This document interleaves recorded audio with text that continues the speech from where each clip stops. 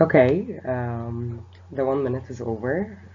So hello everyone. I just added this 1 minute in order to give you time to get your connections up and running, and because some people think that the tutorial started a long time ago. So I just wanted to make sure that everyone is following up. Okay.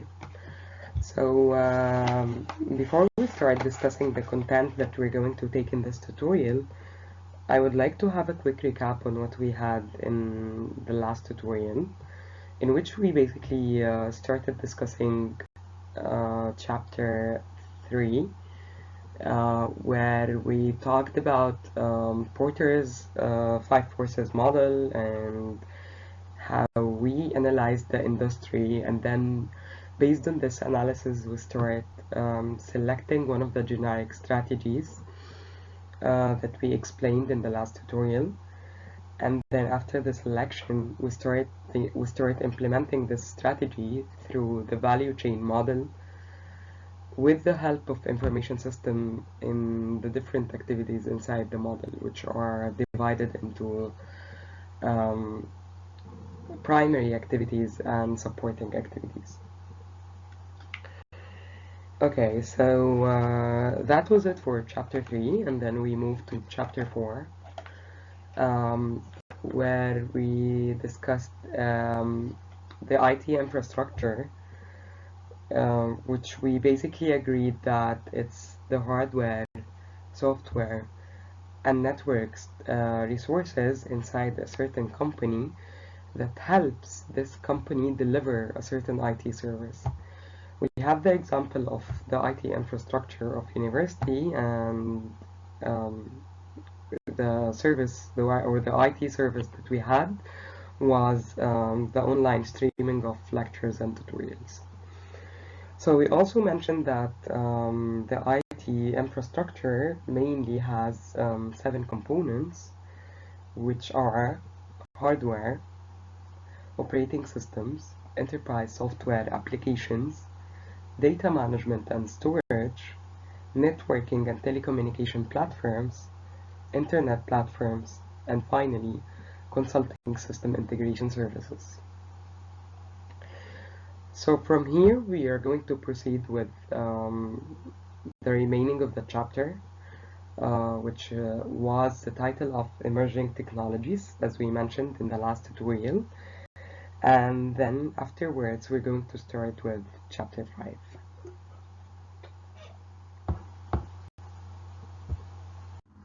Okay, so I would like you to have a look on the agenda that we're going to follow through this tutorial. As we said, we're going to start with chapter 4, then we're going to move to chapter 5. Mainly, in this tutorial, we're going to cover 2 things, which are business intelligence and some of its basic fundamental components, which is basically data warehouses and analysis and so on. Last but not least, hopefully the final thing that we're going to do is using the tool that's called Microsoft Access. Um, and it's actually an application on something called query and reports. As we go through the tutorial, everything written in this slide, hopefully it will make more sense to you. Okay, so let's start with the first topic.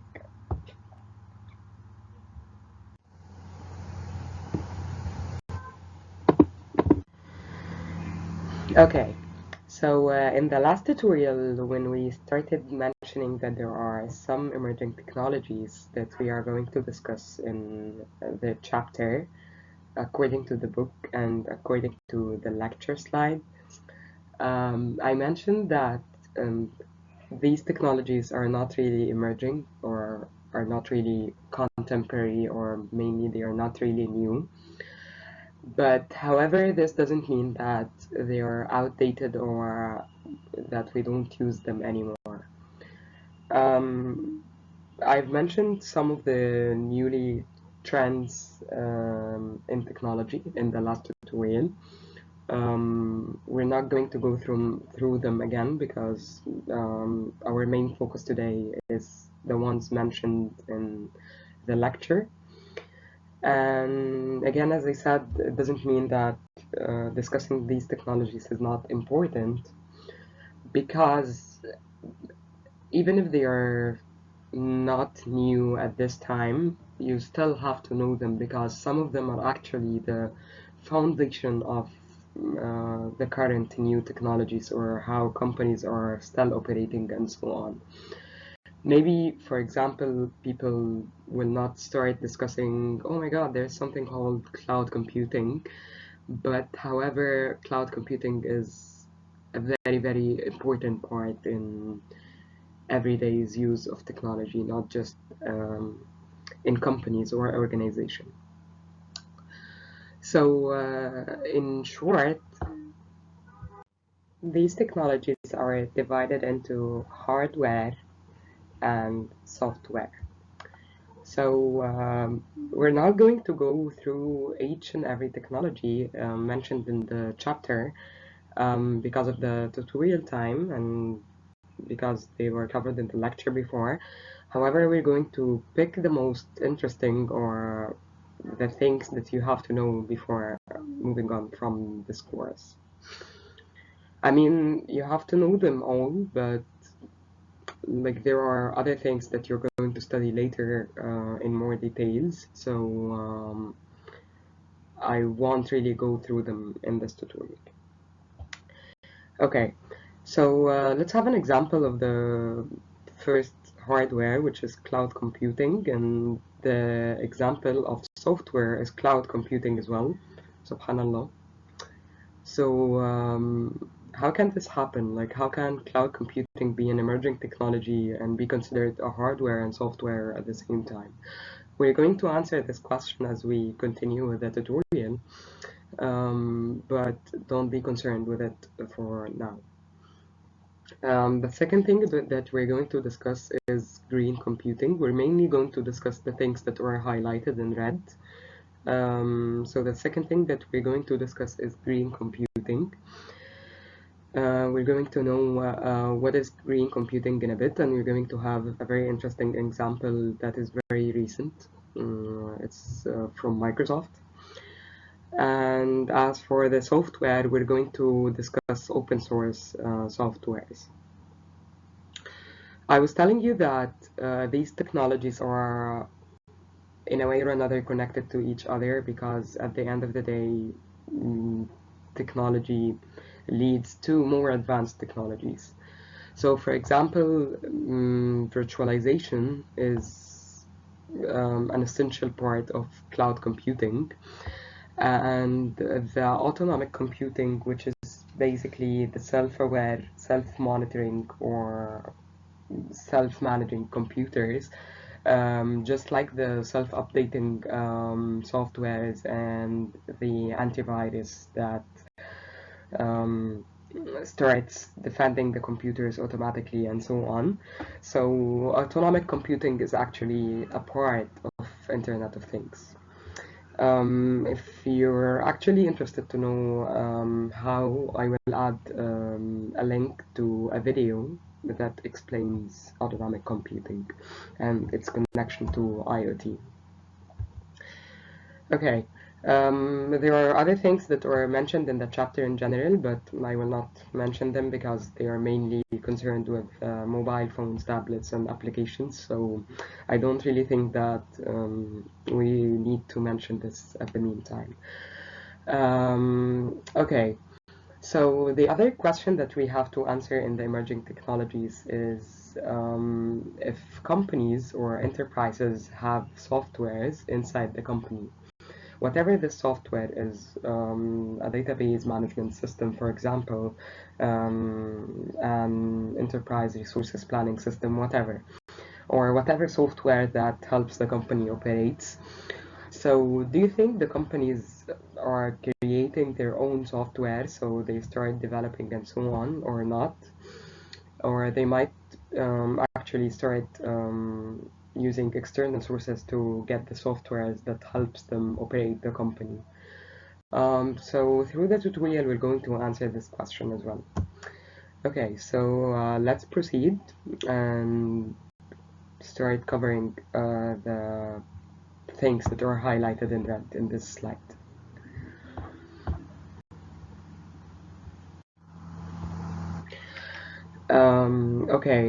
So the first term that we need to discuss is green computing, and you might think that from the word green, it's relevant to the environment, which is actually true because green computing is actually taking care of the environmental impact that your products make through manufacturing, using, disposing, and even recycling these products so that they can have less environmental impact on the long term. The example that we have on this is Microsoft and the article that they published actually in this year, the beginning of the year in January, where they decided that they want to be carbon negative by 2030.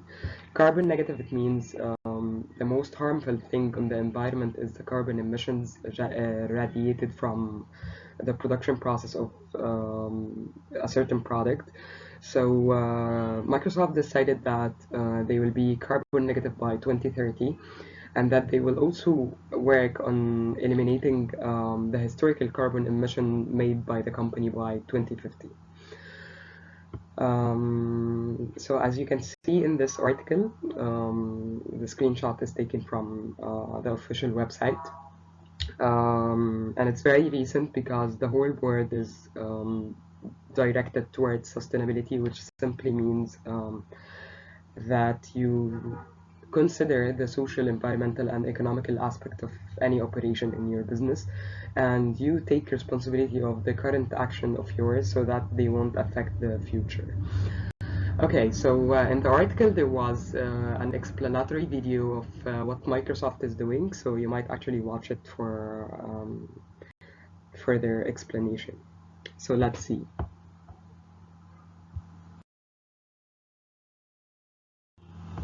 Okay, so the second thing that we need to talk about is open source softwares, and open source softwares are simply a normal softwares. However, the only difference is that the source code, and source code is simply the line of codes that forms a certain program.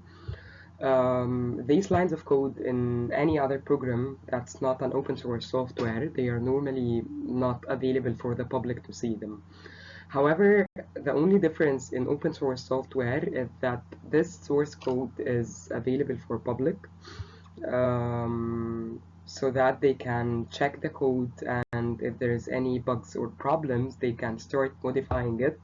And however, this is not done randomly. They must be experienced, and they can be anything from the community, whether a freelancer, someone who's hired. It can be even you when you graduate. If you like coding, you can start doing contributions in open source software if you really like it. You can find whatever problem in any open source software and do it. Normally, the open source softwares are also free. And the very famous example of open source softwares is Linux operating system. And open source software in general can be anything. They can be operating system, just like Linux, as we mentioned. And there is PostgreSQL, which is from the name, if you were following last tutorial, it's a database management system. And again, SQL stands for structured query language. And it's the language you're going to take in the databases course.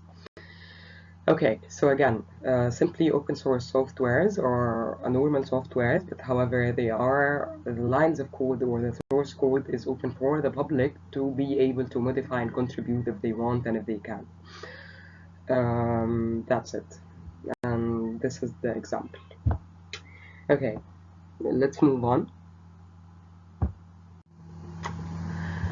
Okay, so one of the most important things that we need to discuss in this course or in the technologies mentioned in the lecture is actually cloud computing, not just for this course, but also in general in the major of business informatics, or when you graduate, cloud computing is considered the basic knowledge of technology.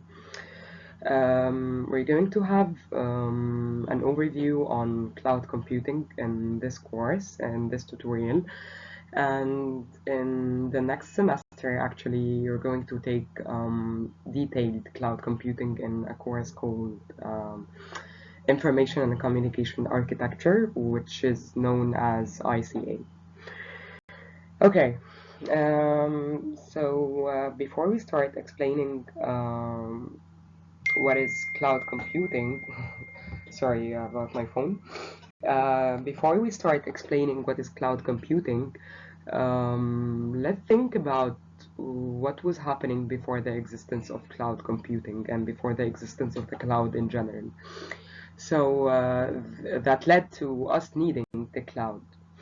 So remember from the last tutorial when we said that in order to develop an application or run an application, we actually need servers to run this application or website on and store the data on these servers for whatever we want in the organization or the website or whatever. So imagine today you want to develop a new website. What you actually have to do is you will just go and buy some physical equipment in order to store the data, which is basically a server. Because data is normally stored on physical devices. So we have a hard disk inside the computers, we had memory cards inside the mobile phones, and same goes for applications and larger applications. We have the servers in order to do this. And remember, we said the server is just simply a computer, but however, it's designed in a way that is more efficient to fill a certain purpose. Um, so why do we need cloud computing? Imagine that we want to develop this website. You will go and buy the servers, the physical servers, and as we saw in the last tutorial, one single server is actually huge, and you will get it to your place. Then you will start kicking out your sister to put the server at her room, for example. And then as you go working on the website, you will have problems in the servers. So you will actually have to go to the room and start doing the maintenance of the server and fix any problem that you have in the server. So you're not just using the room of your sister and putting the server inside her room. You're actually entering her room every now and then to do the maintenance and so on. Not just this, but if you actually started publishing your website or deploying your website might become as famous as Netflix in these days. And because of the quarantine, all people are watching Netflix, so this is called the traffic increased or the scalability of the website increased. So maybe your website will get as famous as Netflix, and then more people will start using the website. So you will start needing more servers, and so you will go and buy more servers and put it in your brother's room because now your sister's room is full, and so on. So actually now we have three problems is that you have to buy the physical device or the physical server, and you also have to take care of the maintenance of the servers, and you have to take care of the scalability or manage when you need more servers or more space. And scalability actually, it doesn't mean that the users are actually increasing on the website only, but they can actually decrease, and by this way you're going to be using a huge server for nothing. So you actually need something that's smaller.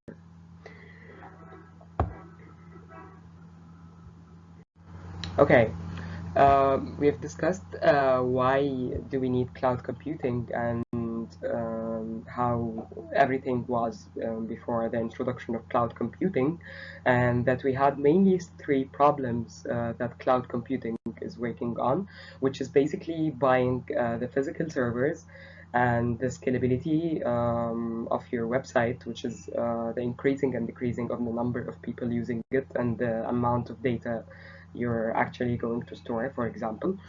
And finally, that you have to manage also the maintenance of these physical devices. So with the introduction of cloud computing, the idea behind this was mainly giving the option to rent these servers instead of actually buying them. So this is called on-demand availability because you can actually pay for whatever you need. You don't have to pay anything extra. And if you have more traffic, for example, like Netflix, you can just pay more and have more servers and more data storage space. And in the times that you don't really have this amount of users, you can scale down and pay less. So this is actually going to save costs of buying the physical devices and of being of having to pay for a large or a small server, which doesn't match your needs or the website needs.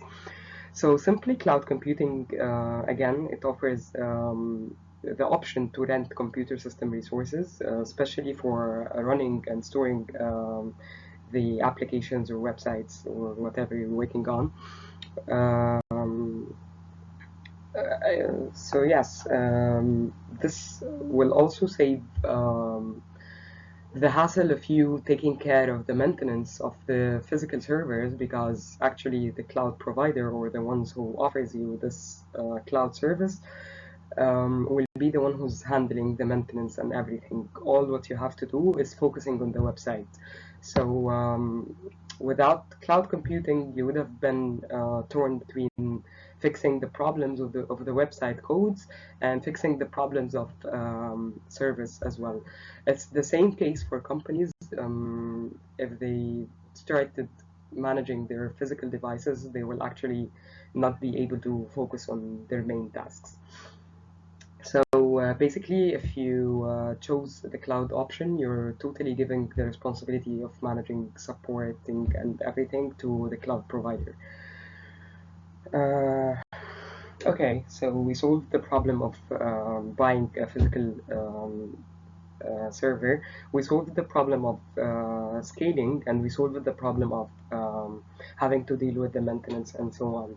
So this is actually why we need cloud computing.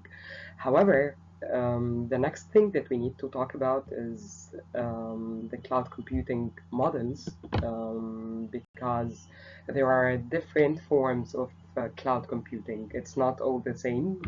They don't work in the same way. And we're going to use this illustrative figure in order to have an example of what we're doing.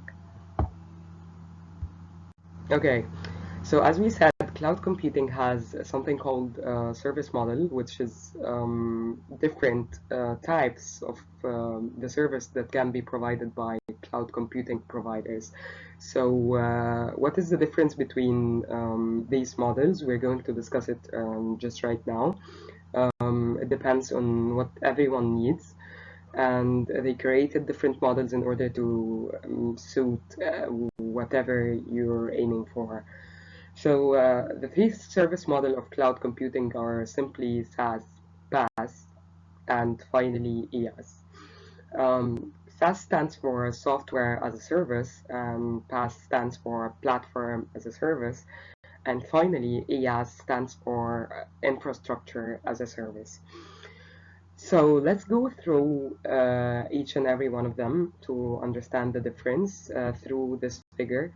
I don't want you to actually focus on what's written inside these boxes, because you're going to take it next semester. But I just want you to understand the idea of having three service models and why. I'll try to give you an example on each and every one of them so that you can imagine what's happening. Okay, so first of all, software as a service. From its name, you're just simply going to offer a certain software as a service for the users. So, what's an example of this? You're going to Google Form. Google Form is an example of software as a service because actually Google is offering a software that you can use in order to edit and create text through the internet, and you're able to access Google Form through the web browsers. Same goes for any software as a service. You can access it online through their website. So you're actually not handling anything, the servers, you're not handling the data, you're not even handling the codes or how the application work. What you have to do is just using this software. And remember when we mentioned that cloud computing is part of the emerging softwares, so that's how cloud computing can provide softwares. And this actually is the first answer of, do we have to actually create our softwares inside companies? So the answer is simply no, because we have cloud computing and other options in order to start getting softwares that are not created or developed inside the company and be able to access and use them internally. So this is for the software as a service. So imagine any thing that you're using on Google Slides as well, and anything that you're using or any software that you're using or accessing in a web browser is simply a software as a service. Okay, so the next thing is platform as a service, in which you get more access to the applications and data managing.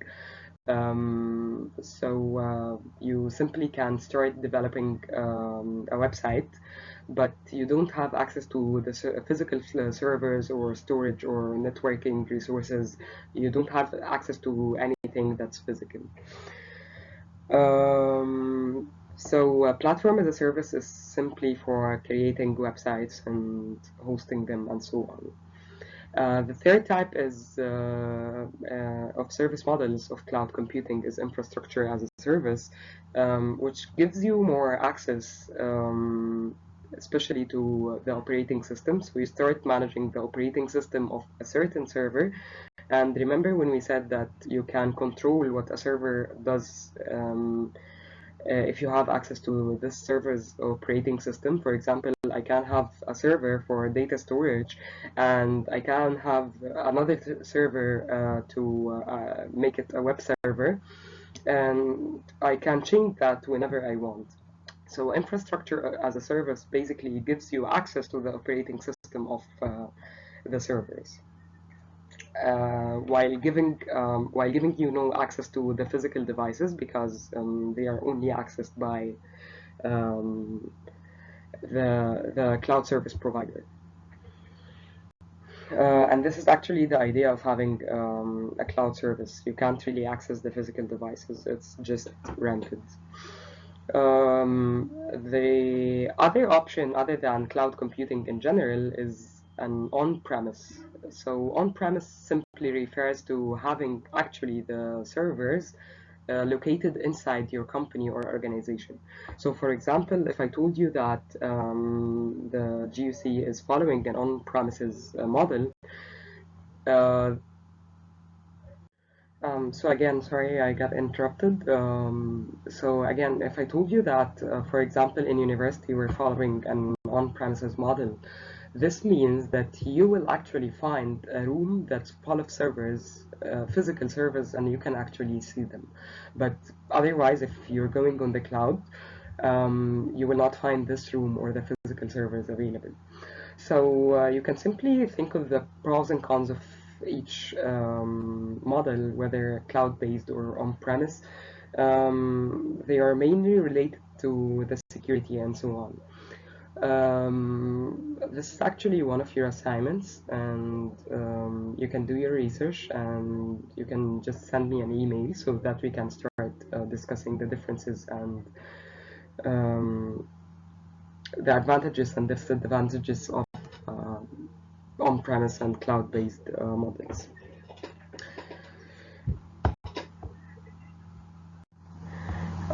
So again, please don't skip knowing what's the difference between cloud-based and on-premise models, and when to use this one and when to use this one inside the organization, because this is actually what matters for you as a business informatics student, is understanding the organization's needs in order to be able to recommend the best options based on the current scenarios that you're in. Okay, so the last thing that we need to discuss is deployment model, which means how you're going to actually use the service. So there are mainly three models, which are public cloud, private cloud, and hybrid cloud. Public cloud, in order to understand the three deployment models, think about it as if you're renting an apartment. Um, for the public cloud, you're just renting a room inside the apartment because you don't really need the whole apartment, and you're going to pay more for a space that you're not using. So you simply choose to rent an apartment with other people. So a public cloud is the same, as you're going to use the servers and you're going to access the servers with other people. But if we started thinking of a server as a physical device, how can we distribute this physical device to be able to be serving many other or to be able to act as many other smaller devices based on everyone's needs?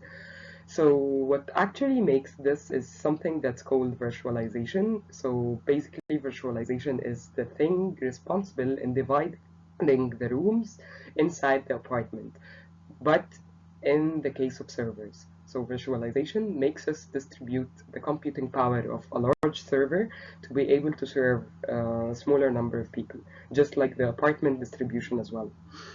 And however, and there's other model which is basically private. I think you already get what does it mean before me even saying. So it means you're having the whole thing for yourself. No other person is accessing this server, and you're just using it alone, or your company. A hybrid model is simply an integration between both public and private, and it actually has its uses as well. So please, again, for research and increasing your knowledge, please search when can we use public and when can we use private and hybrid, and what are the advantages and disadvantages of each deployment model. Okay, so we have to move on from cloud computing. Okay, again, another answer for the question that we asked in the previous slides, if we can actually have softwares from external sources, or we actually have to create and develop all the softwares inside the organization internally through the IT system, for example. So the answer is definitely we can use other softwares. Just like we mentioned in cloud computing and software as a service, there is another thing that allows companies to use external sources of software, which is basically the software outsourcing. Software outsourcing is basically asking other developers to create your own software, or to be able to develop this software for you. So we have different types of outsourcing, which are basically local software development and offshore software development. Ignore this one because those are the ones who are mentioned in the chapter. So simply local software development, it means you're going to ask someone from outside the organization to develop the software that you need inside the company. However, this software developer is located inside your country. So if I'm from Egypt, I will just ask an Egyptian team to develop my software. However, if I started thinking that no, I don't trust Egyptian programmers, and I started looking for others because I think that others are more experienced, so I will start looking for software developers in another country or in the anywhere in the world.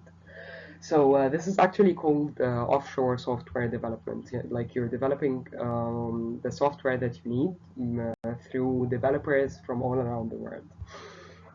Okay, this actually has many benefits, such as giving more access to expert people that you might lack inside the organization. It might offer lower costs because you simply won't waste time on useless trials. You can just give them to professionals in developing this specific software that you need. It's flexible and it will save time because you won't have to waste your time or make risk in doing a software that might fail. Okay,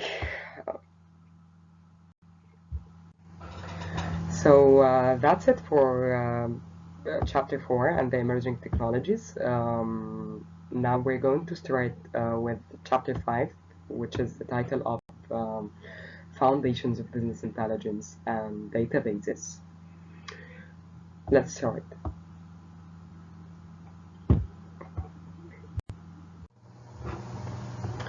So, before we proceed with our tutorial, let's have a very quick example on why we need databases and what were the problems with traditional filing systems.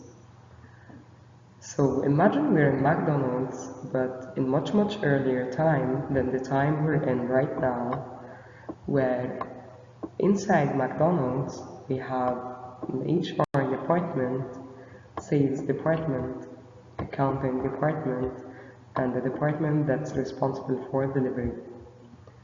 Each one of these departments has its own independent data file, which means there is no integration between them and they are not connected to each other.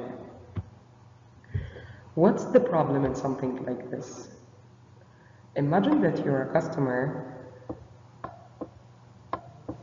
who used to live in Heliopolis, for example, and then you decided to move to Fifth Settlement. In Fifth Settlement, you wanted to order McDonald's, so you called the customer service agent and then he starts saying your address, but he says the old one. So you say, no, I changed my address, and you start saying your address, and the customer service agent changed your address in the sales data file. Then the delivery guy wants to pick up your order, and then he takes your address from the data files of the delivery department. However, in the delivery department, the data was not updated, and you still live in Heliopolis. This means that the data stored in the sales data files became different from the data stored in the delivery data files. This is known as inconsistency. Something else, even if the data is correct and you didn't change your address will be saved twice, once in the sales data files and once in the delivery data files. When the same data is repeated twice in different locations, this means that there is redundancy. So that's the second problem. To solve this problem, we wanted to create a central database that can contain all the data from different locations. So, as we have mentioned in the example, there are many problems with traditional filing systems, such as data inconsistency, which means there are different values for the same attribute. The attribute in our example was the address, and the different values are Heliopolis and Fifth Settlement. Another problem is data redundancy, which means the same data is repeated multiple times in multiple files. So your address is repeated twice in different departments. Other problems could be lack of data sharing and availability, and poor security, etc. So that's why we needed a database that collects the data from different locations in one database. This means it's a central database. A database, again, that collects the data from different locations in one location. So by this way, we control the redundant and inconsistent data, as the data is stored in just one source. So let's have an example on databases. So let's have a quick example on what does a database looks like. In our example, we have student database. The student database consists of many tables, such as the course table, financial table, and personal table, just like this. This is the course table. And then these tables consists of records, and the records consists of fields, and the fields consists of bytes, and finally the bytes consists of bits. Let's start with the very simplest form of data inside a database, which is the bit. A bit is simply a binary number, which means that it's either a 0 or 1. 8 bits together forms a byte.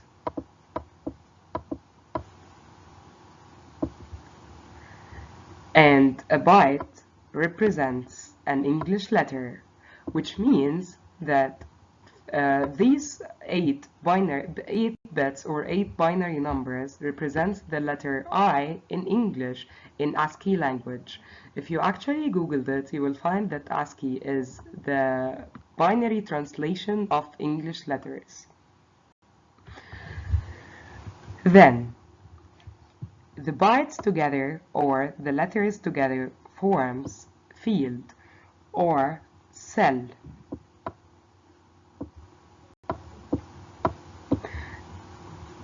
A cell is, for example, like IS101 course field or cell, just like this in the table. This is a cell, and this is a cell, and this is a cell as well. Many cells together forms a record, and a record is simply the row of the table. So this is a record that consists of many fields or cells, and this is a record, and this is a record. Many records together forms a table, or they are stored in a data file. But as we are talking about a database, so we are not going to call it file anymore. The files or the data files are called tables. So a single database have multiple data files originally, but we're going to call them tables.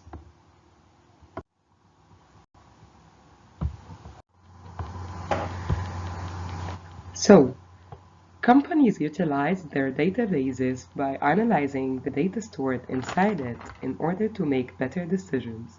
For example, if we made an analysis for the past month sales and we found that a certain product has the highest sales out of all the other products, we might decide that next month we will produce double the quantity in order to increase our profits. This process of analyzing data through different tools in order to make better business decisions can be known as business intelligence. So, business intelligence in general have different components, such as the availability of a data warehouse and the availability of data access and analysis tools. The data that we gather in order to analyze can come from different sources. either internal or external. So again, it's internal data sources and external data sources. An example of the internal data sources might be operational data, such as the available quantities of a certain product, customer data, such as the name, address, credit limit, and so on, and manufacturing data, such as the raw material that forms certain product, etc. And historical data, such as the sales of the past month, for example. External data is any data that's not entered in the system. So I take these data, extract it, and then start transforming them in order to enter the data warehouse. A data warehouse simply stores the transformed data, as the data might be unstructured, which means they are inconsistent, so I have to transform them in order to be able to store them in the data warehouse. A data warehouse is simply a place where we can store historical and current data from different sources and different databases. By analyzing the data stored in the data warehouse using different analysis tools and techniques, such as query and reports, OLAP, which stands for Online Analytical Processing, and data mining, I can analyze the data stored and then generate some useful information that can help me make better decisions. Throughout this tutorial, we're going to access and analyze data using queries and reports.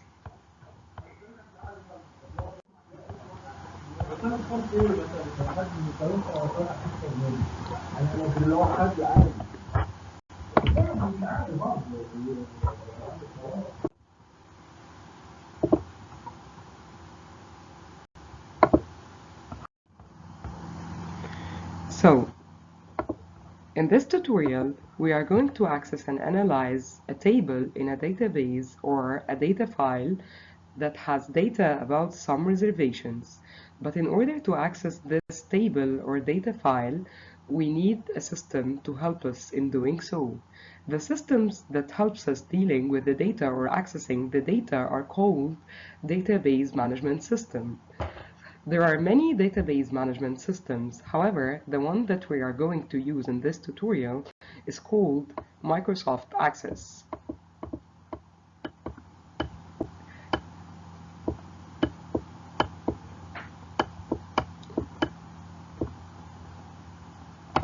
Okay, in order to find Microsoft Access, you can actually try to find it on your computer using the taskbar by searching for it. Just type Microsoft Access, and many of you will find it already installed on their computers.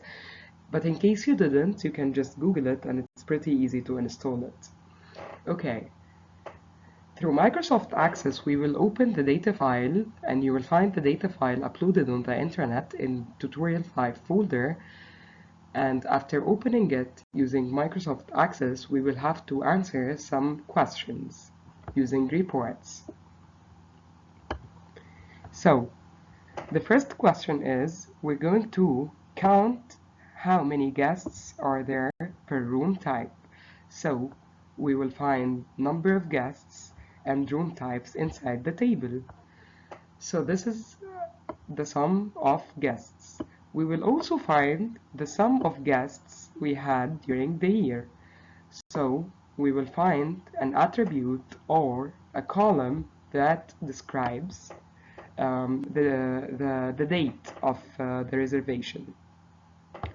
We will also find the average number of visitors, and we will find the lowest and highest rate per room type. So after opening table reservations from the intranet using Microsoft Access, please double-click on the table in order for it to show in this empty space, or drag and drop it into this empty space. So After opening the reservations table inside the database management system that's called Microsoft Access, we can clearly see the rows and the columns. The database that consists of tables with two dimensions, rows and columns, is called relational database. And as we said before, the rows are called records, but as for the columns, they are called attributes. Please memorize the names attributes, records, rows, and so on because we will need them in the next tutorials. Okay.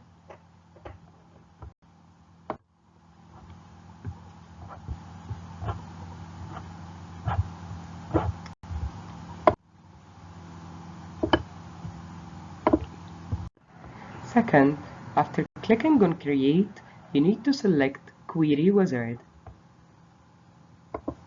Inside New Query window, you will find different types of query, but as we just want to get the sum or the total number of guests, we will select Simple Query Wizard.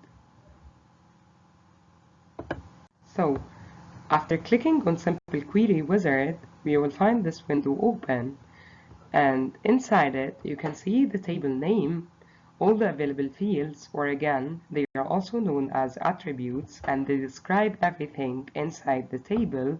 You can see them in this box. So, through this box, we need to answer the question of what is the total number of guests staying per room type? So, what do you think is the attributes that can help us answer such a question? So, definitely the room type and the number of guests.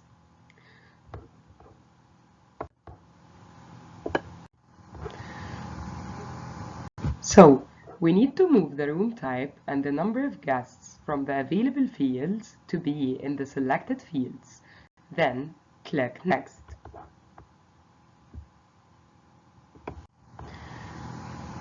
There are different types of query or generating information. One is detailed and one is summarized. We want the summarized one, and then we will click on Summary Options to select one of the summary options that we have.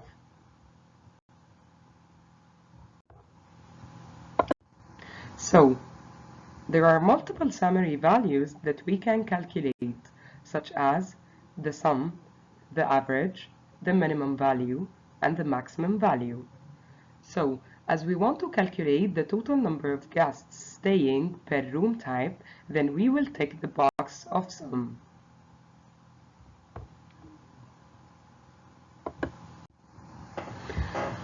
So, how to query on the data using Microsoft Access?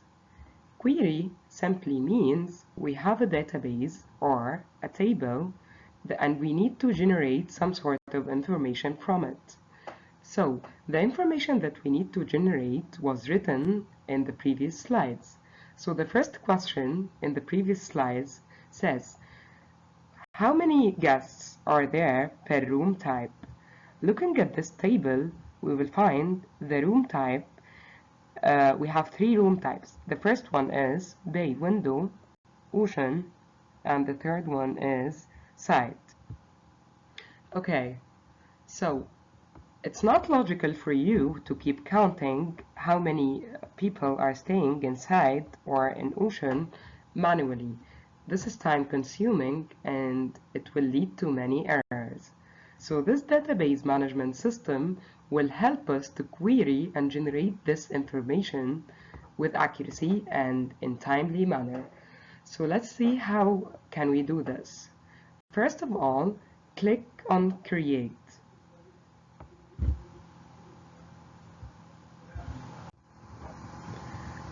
Now, as we are done with the query and generating the information, we can see the total number of guests staying per room type.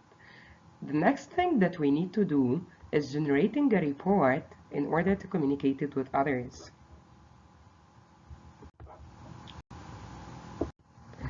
Microsoft Access is easy to use, which means in order to generate a report and communicate it, simply you need to be on Create tab and click on Report.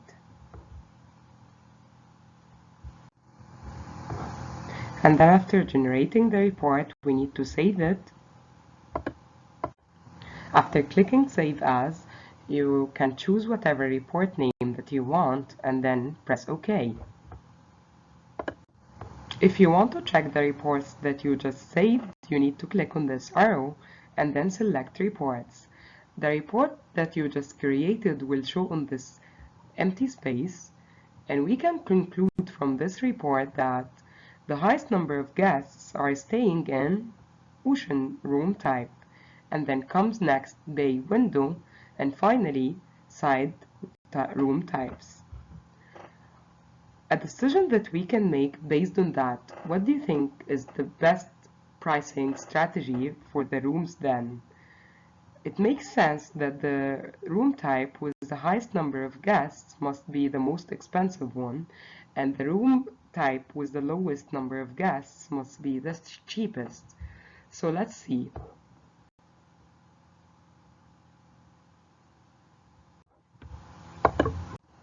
So, as we said, that one of the decisions that we can take from knowing the total number of people staying per room type is deciding which room will be the most expensive and which one will be the least expensive. So, in order to know if the hotel is actually implementing this in their pricing strategy, we need to generate a report and know the average of the daily rates per room type. Please repeat the previous steps in order to get this report, and by the time you reach this window, you will find that it's actually true that ocean room type is the most expensive and side room type are the least expensive. You can also repeat the previous steps for all the previous questions. Thank you. If you have any questions, please feel free to send me an email.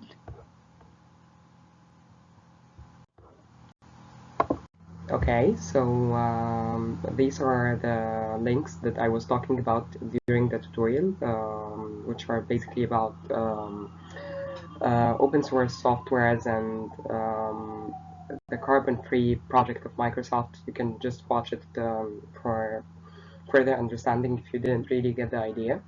And by the time I upload the slides on the internet, I'm going to add an extra link for autonomic computing. So we're done for this tutorial. Thank you so much for your time, and feel free to contact me if you needed anything.